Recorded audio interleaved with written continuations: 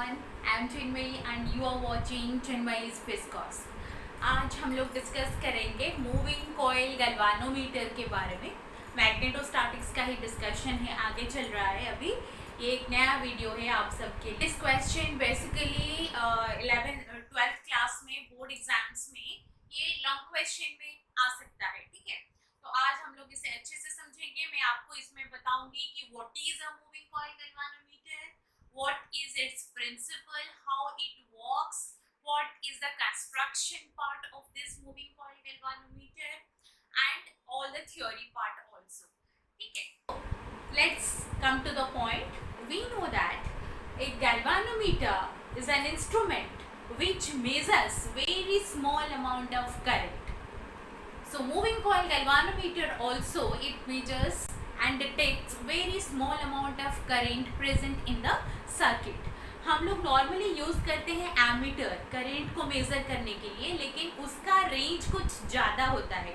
अगर ampere scale में current हो तो हम लोग उसके लिए एमीटर यूज कर सकते हैं। लेकिन मूविंग कॉइल गैल्वानोमीटर जो है या किसी भी तरीके का हम लोग गैल्वानोमीटर लेंगे, वो very small amount of current that can measure, ठीक है। माइक्रो एम्पियर रेंज का करंट भी ये मेजर कर सकता है, इसीलिए हम लोग इसे लेते हैं। इसका सेंसिटिविटी ज़्यादा होता है, एमीटर से इसका सेंसिटिविटी ज़्यादा होता है, मतलब ये बहुत कम रेंज का करंट भी मेजर कर सकता है, ठीक है।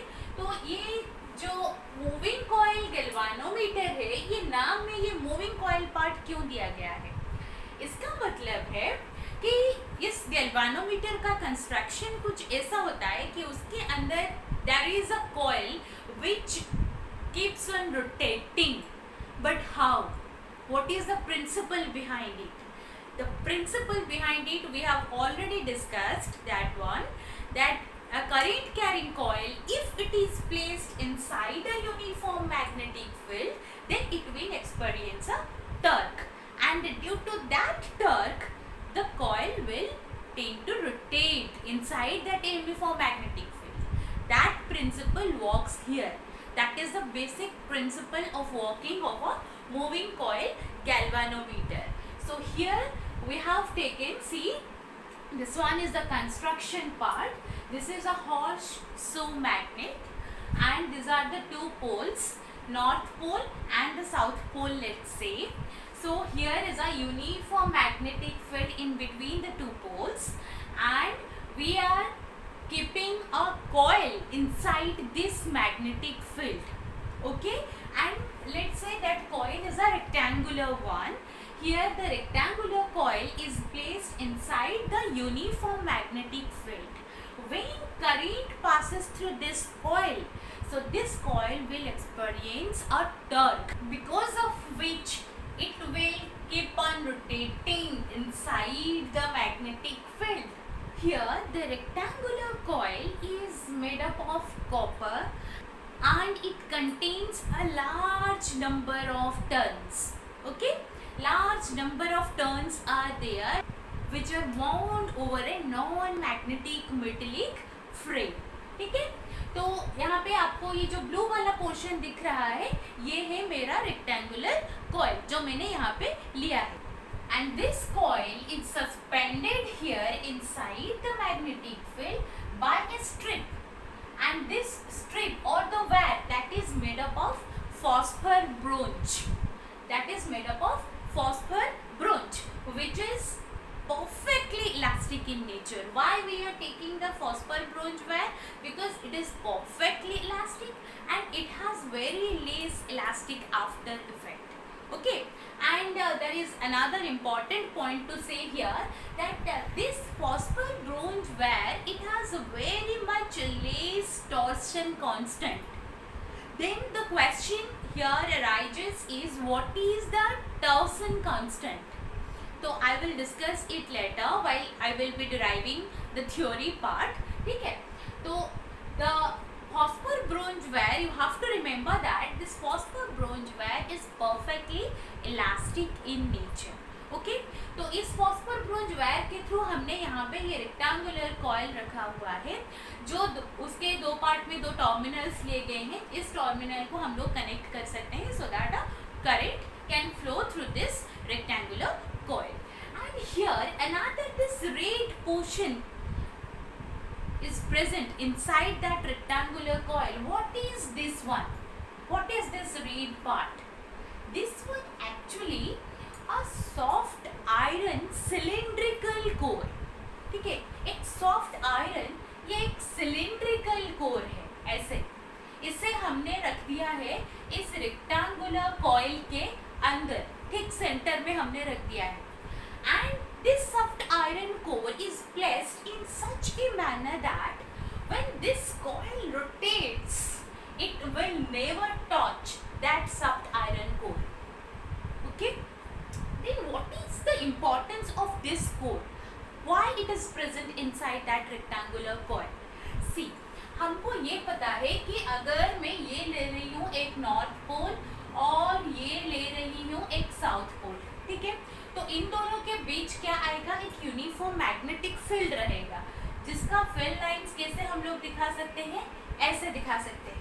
मूविंग कॉइल गैल्वानोमीटर में क्या होता है, यहाँ पे जो टॉर्क एक्ट करता है उसका एक्सप्रेशन हमने पहले भी निकाला हुआ है. Tau is equals to BI/NA cos theta. मैंने आपको बताया था, आपको इसे याद करना है बिना cos थीटा, आपको मतलब ये दिमाग में रहेगा ये वाला चीज. सो बिना cos थीटा, यहाँ पे थीटा में क्या ले रही हूँ, theta is the angle between the plane of the coil and the magnetic field. Okay, so ये वाला जो एक्सप्रेशन है ये है scalar form of the torque. अगर मैं वेक्टर फॉर्म में लिखूं और वेक्टर फॉर्म का जो एक्सप्रेशन है उसका मैग्नीट्यूड लिखूं, तो मैं इसे लिख सकती हूँ टाउ इज इक्वल्स टू बीना sine alpha. What is alpha? Alpha is the angle between normal to the plane of the coil and the magnetic field. ठीक है, theta is the angle between plane of the coil and the magnetic field, and alpha is the angle between normal to the plane of the coil and the magnetic field. आप लोग जो expression चाहे ले सकते हैं, but you have to remember what is theta and what is alpha. So be cautious about it. Okay, तो हमने ये वाला जो एक्सप्रेशन लिया है, कौन से वाले पोजीशन में हमको मैक्सिमम टॉर्क मिलता है बताइए. सपोज मैं ये एक्सप्रेशन ले रही हूँ, ठीक है, आपको कंफ्यूज होने की जरूरत नहीं है, मैं ये एक्सप्रेशन अभी ले रही हूँ. तो theta is the angle between the plane of the coil and the magnetic field. ठीक है, सो ये वाला एक्सप्रेशन मैक्सिमम कब होगा, अगर cos थीटा की वैल्यू 1 होगी तब. तो अगर cos theta becomes equals to 1, then tau will be equals to BI/NA. That will be the maximum torque, or I can say this is the maximum deflecting torque which acts on this coil and makes it rotate inside the uniform magnetic field. Clear? So बिना कब आया, जब हम लोग यहाँ पे cos theta equals to 1 put कर रहे हैं. cos थीटा इक्वल्स टू 1 मतलब theta is equals to 0 degree. Theta equals to 0 degree मतलब plane of the coil is always parallel to the magnetic field. Yes और नो? क्लियर? तो plane of the coil को हमें हमेशा magnetic field के साथ parallel रखना है. लेकिन अभी इस केस में देखिए, अगर हमारे पास सोच लो ये सॉफ्ट आयरन कोर अभी नहीं है, तो फिर हमारे पास क्या होगा, सिर्फ ये दो मैग्नेटिक पोल्स हैं और इसके बीच जो आएगा यूनिफॉर्म मैग्नेटिक फील्ड वो कुछ इस तरह का होगा. तो अभी सोचिए यहाँ पे मैंने एक रेक्टेंगुलर कॉइल रख दिया है इसमें, तो ये जब रोटेट करेगा, आप लोग टॉर्क के बारे में सोचिए, जब लोग हमने वो वाला डिस्कस किया था, जब ये कॉइल रोटेट करेगा इसके अंदर, ये है कॉइल सपोज, ठीक है, ये नंबर ऑफ वायर्स यहाँ पे हमने, ये नंबर ऑफ टर्न्स हैं इसमें, इस कॉइल में. तो अभी ये वाला कॉइल जो है इस यूनिफॉर्म मैग्नेटिक फील्ड में ये अभी रोटेट कर रहा है. ठीक है, तो अगर ये रोटेट करेगा तो जब इस पोजीशन में होगा तो ये है plane of the coil and this one is the magnetic field. तो हियर एंगल इज 90 डिग्री. अभी ये ऐसे रोटेट कर रहा है तो फिर एंगल चेंजेस, अगेन ऐसे रोटेट कर रहा है, again angle changes, because magnetic field is always in this direction. And जब इस पोजीशन में होगा तो plane of the coil will be parallel to that of the magnetic field and the angle between these two, that is theta, will be equals to 0 degree. So you can note one thing, in this particular situation when the coil rotates, the angle between the plane of the coil and the magnetic field that varies between 0 degree to 90 degree. Okay, but we have to keep that angle constant so that we can get the maximum deflecting torque BINA. ठीक है, तो ये वाला condition कैसे आए? For that purpose here we are using the soft iron core. ये कैसे काम करता है देखिए, मैं आपको बताती हूँ. The soft iron core is cylindrical in shape. तो ये जो आयरन कोर होता है ना, ये बेसिकली सॉफ्ट आयरन का मटेरियल होता है, दैट इज एक्चुअली फेरोमैग्नेटिक. तो ये जो सॉफ्ट आयरन कोर होता है, एज इट इज फेरोमैग्नेटिक, तो फेरोमैग्नेटिक मटेरियल्स की प्रॉपर्टीज ये होती है कि magnetic lines of force can easily pass through them and they basically intensifies the magnetic field. तो इसीलिए हम लोग यहाँ पे सॉफ्ट आयरन कोर लेते हैं. ये सारा क्वेश्चन आपको बिट वाइज पूछ सकता है, मतलब 1 मार्क 2 मार्क में आप लोगों को ये क्वेश्चंस मिल सकते हैं कोर्स में. ठीक है, तो अगर कोई भी सिलेंडर को हम लोग देखेंगे, ये वाला देखिए, सपोज ये वाला मार्कर मैंने जो लिया है, ये एक सिलेंडर है, छोटा सा सिलेंडर है. तो इसको अगर मैं ऊपर से देखूंगी या फिर आप लोग ऐसे देखेंगे, तो ये वाला पार्ट आपको कैसे दिख रहा है? सर्कुलर है ना. तो next come to this diagram. तो हम लोग ये ऊपर से देख रहे हैं, ये साइड व्यू है मैग्नेटिक मूविंग कॉइल गैल्वानोमीटर का, और ये वाला जो व्यू है ये टॉप व्यू है, हम लोग ऊपर से देख रहे हैं. ऊपर से देखेंगे तो हमें कुछ इस तरीके का दिखाई देगा. ये होगा नॉर्थ पोल, ये होगा साउथ पोल, और ये जो सॉफ्ट आयरन कोर मैंने यहाँ पे बीच में लिया है रेड कलर का, वो ऐसे दिखेगा.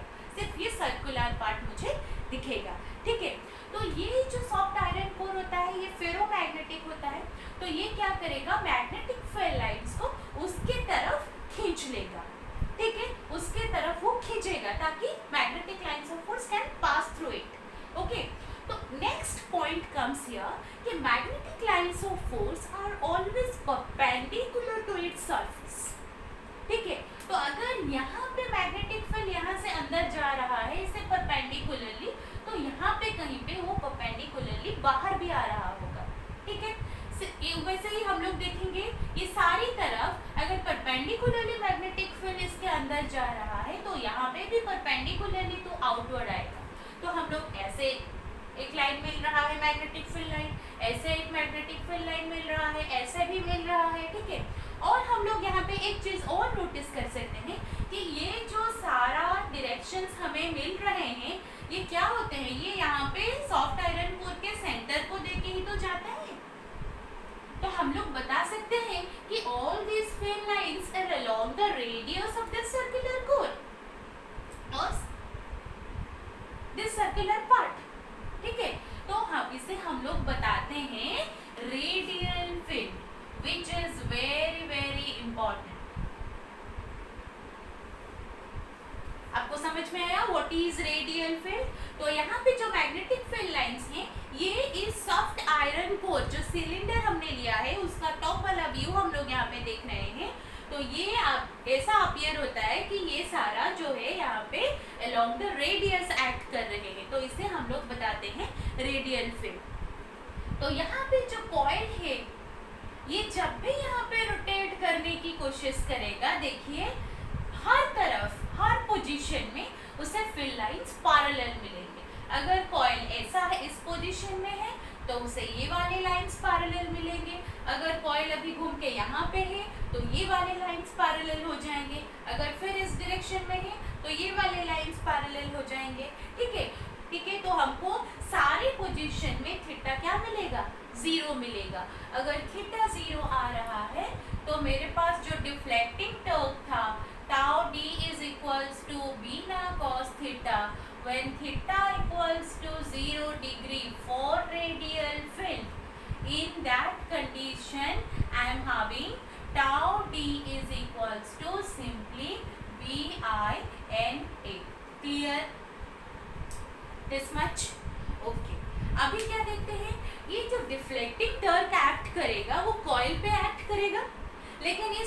कॉइल कैसे यहाँ पे अटैच हुआ है, एक फॉस्फर बोन स्ट्रिप से अटैच हुआ है। मैंने आपको बताया कि ये जो फॉस्फर बोन स्ट्रिप है दैट इज परफेक्टली इलास्टिक। तो यहाँ पे एक वायर से वो रेक्टेंगुलर कॉइल यहाँ पे प्लेस है। तो अगर जब ये वाला कॉइल यहाँ पे रोटेट होगा, जो rectangular coil, if it starts rotating then also this phosphor bronze strip also gets twisted, okay, but it has elastic effect, so there must be a restoring torque acting on it. हम लोग ये लेते हैं ना, जो force का analogous term होता है वो होता है टर्क। तो फोर्स अगर हम लोग एक स्प्रिंग को स्ट्रेच करेंगे तो क्या होगा, हम लोग एक्सटर्नल फोर्स दे रहे हैं, but at the same time there is also a restoring force acts on it, ठीक है।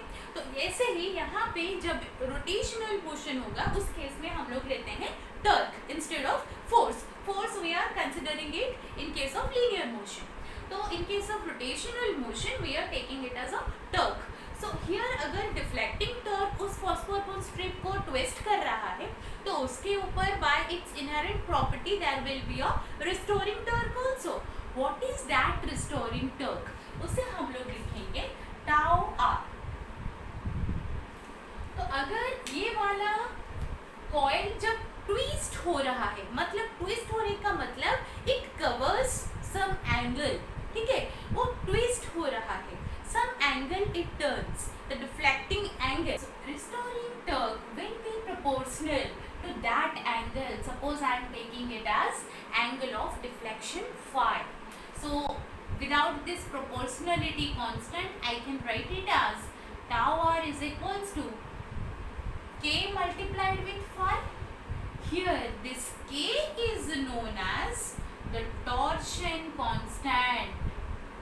This k is called torsion constant and its value k is equals to, I can write down the restoring torque per unit twist or per unit angle of deflection. Torsion constant is equals to tau r by phi. और मैंने आपको बताया था कि ये जो phosphor bronze strip हमने यहाँ पे लिया है इसके लिए ये टॉर्सन कांस्टेंट बहुत ही स्मॉल होता है, ठीक है।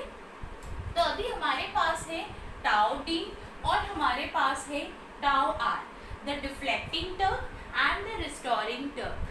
But the coil to be in a equilibrium position, this deflecting torque must be equal to this restoring torque, okay? At position of equilibrium,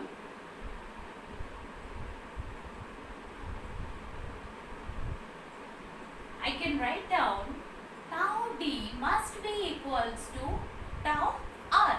So I can write down here BINA must be equals to K multiplied with phi, or here I can write down phi is equals to BNA divided by K multiplied with I is directly proportional to I. क्यों, देखिए यहाँ पे जो B मैंने लिया है that one is a uniform magnetic field, pole pieces हमने constant रखा हुआ है यहाँ पे, और N is the number of turns in the coil that is also fixed here. A, capital A, that is the area of the coil. Area of the coil is also fixed here. We are considering everything for the same rectangular coil. And K is the torsion constant and it is always a constant quantity for a particular coil. So this total amount being a constant, I can write down phi is directly proportional to I. That means अगर इस coil में हम लोग current increase करेंगे then phi will also increase. Phi will increase इसका मतलब क्या है कि the phosphor bronze wire will be twisted more or the coil will cover a maximum angular displacement. ठीक है? So phi is directly proportional to I here and this one is the main factor for the working of a moving coil galvanometer. और मैं लिख सकती हूँ I will be equals to K divided by NBA multiplied with phi. यहाँ से मैंने लिया ये वाला एक्सप्रेशन और that implies that I is equals to capital G phi. ऐसे भी मैं बता सकती हूँ कैपिटल जी क्या होता है, कैपिटल जी का वैल्यू है यहाँ पे K डिवाइडेड बाय NBA, ये बता सकती हूँ ना capital G. So what is G? G equals to K divided by NBA, and this quantity, this particular quantity is basically known as the reduction factor, is basically known as reduction factor, और मैं इसे बता सकती हूँ galvanometer constant. So let me summarize the basic points of moving coil galvanometer. Here we are getting the deflecting torque due to the current passing through the rectangular coil, which is equals to BI and A, and the restoring torque which acts on the phosphoron steel due to its elasticity property, that is equals to K phi. Phi is the angle of deflection and K we say it as a torsion constant. ठीक है, तो हमने यहाँ पे ऐसे देख लिया कि phi is directly proportional to I, angle of deflection is directly proportional to that of the current flowing through the rectangular coil, and I is equals to G phi, where G is equals to K divided by NBA. Everything is constant here, so this is known as galvanometer constant or reduction factor. और यहाँ पे जो coil है ये जब twist करेगा और जो कॉइल जब रोटेट करेगा तो यहाँ पे डिफ्लेक्शन हम लोग कैसे नोट कर सकते हैं, यहाँ पे एक स्केल लगा हुआ है, इस पॉइंटर के थ्रू हम लोग डिफ्लेक्शन यहाँ पे नोट कर सकते हैं. ठीक है, अच्छा अभी हम लोग देखेंगे, मैंने आपको पहले बताया था कि this galvanometer is quite sensitive in comparison to that of the ammeter, because the range of the ammeter is quite high. We cannot measure very small amount of current using an ammeter directly. To measure very small amount of current of the range of microampere, basically we are using a galvanometer. तो sensitivity को हम लोग कुछ इस तरह समझ सकते हैं कि अगर लो आपके किसी भी डिवाइस में 1 एम्पियर का करंट या 2 एम्पियर करंट या 3 एम्पियर करंट ऐसा कुछ फ्लो हो रहा है, तो हम लोग अगर वहाँ पे एक एमीटर लगा देंगे तो सपोज उसका जो ग्रेजुएशन है फुल स्केल का वो 1 एम्पियर से लेकर 10 एम्पियर तक है, तो वो क्या करेगा एम्पियर में ही नोट करके आपको दिखा सकता है रीडिंग कि this device has a current of 1 ampere और 5 एम्पियर और 7 ampere. But if a very small amount of current flows through that device, suppose in the range of microampere, 0.5 microampere, 0.8 microampere, that cannot be detected by that ammeter. The ammeter will show no deflection if only a 0.5 or 0.8 microampere of current flows through that device. In that case, we have to make use of this galvanometer. ठीक है, तो the galvanometer basically has two type of sensitivity. One is current sensitivity and other one is voltage sensitivity. This type of questions can be asked in your boards in 1 mark or 2 mark. What is current sensitivity of a moving coil galvanometer? इसे हम लोग ऐसे लिखेंगे IS. The deflection produced in the galvanometer if unit amount of current flows through it. We have that expression na, phi is equals to NBA divided by K whole into I. We have this expression. Then what is phi by I? Phi by I will be equals to NBA divided by K. This is known as current sensitivity of the moving coil galvanometers. Again, next we will discuss about the voltage sensitivity. We know from Ohm's law that V is equals to IR, and you all know that every device had some amount of resistance. So if here we are changing current, then we can also change the voltage. ठीक है, अगर voltage भी हम लोग change करा सकते हैं तो वोल्टेज सेंसिटिविटी भी हो सकती है मूविंग गैल्वेनोमीटर की. तो what is it? Voltage sensitivity is basically we can define it as phi divided by V. That means the deflection produced in the moving coil galvanometer per unit change in the potential लोग कैसे बता सकते हैं? देखिए, हमें पता है V is equals to I R, तो मैं ऐसा लिख सकती हूँ phi divided by I R. Here R will be the resistance of the galvanometer, so that is equals to phi divided by I. We have this amount here, so N B A divided by KR. This is the voltage sensitivity of the moving coil galvanometer. With this, I can say that we have discussed every little thing about the moving coil galvanometer. लेकिन ये क्या होता है ना, काफ़ी बच्चों को concept को समझ में आ जाता है. To write in a particular way in our board exams, basically many students they need a particular note, a brief note or about all these concepts. ठीक है, अगर आप लोगों को किसी को भी पर्सनल नोट्स चाहिए होंगे, मैं आपको ये सारे टॉपिक्स की PDF प्रोवाइड कर सकती हूँ, लेकिन इसके लिए आपको अगर चाहिए पर्सनली ये किसी को, तो मैं अपना मेल ID आपको दे दूँगी डिस्क्रिप्शन बॉक्स में. आप मुझे पर्सनली मेल कर सकते हैं, so that I can provide you the PDFs of this particular topics.